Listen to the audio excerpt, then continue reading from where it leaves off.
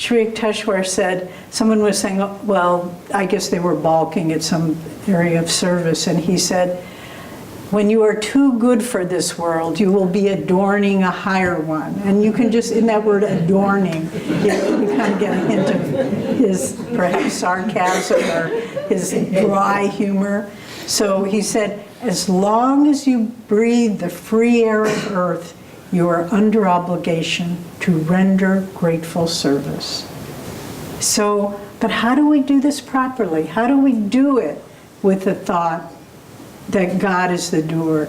And there are two mistakes that one can often see made in the service and approaching activity in the world. One is kind of a passive quality. Well, God will do it. God will take care of it. This is Master's work. It's all going to be fine. Well, you know, there's that joke that Swami shared with us about the Irish farmer that had a beautiful farm, and the priest comes and said, oh, what a beautiful farm you have, brother, and what a beautiful farm God has made. I didn't present it properly. What a beautiful farm God has made for you, brother. And he said, well, it may be true, Father, but you should have seen it when God had it all to himself.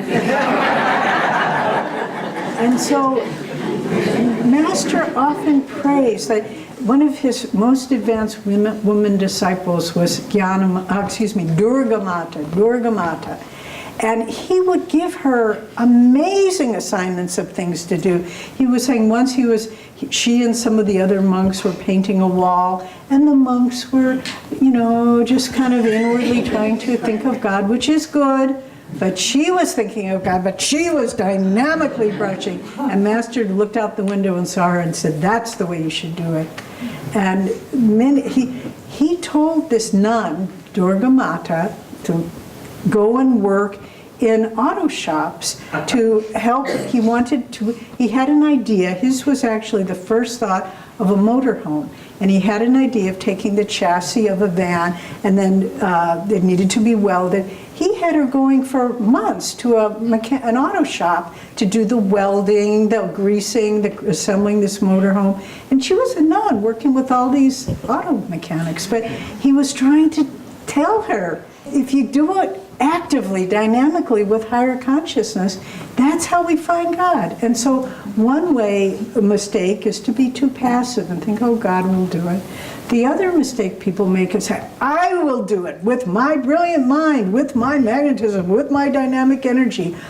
And you know, it never works out. It just doesn't work out that way. Because God's the doer. What magnetism, what power. You know, another one of Master's great disciples, his foremost, Rajarsi Janakananda, after 7 years of practice of Kriya Yoga, he went into Samadhi, highest states of God realization. And Master one time said to him, don't forget where your power comes from. And Rajarsi, just like a little child, he was a self-made multimillionaire. He said, I won't, Master, it comes from you. To always remember, if we do it with the thought, I am going to accomplish this, even I am going to do it for God, there'll always be a diminishing underlying energy.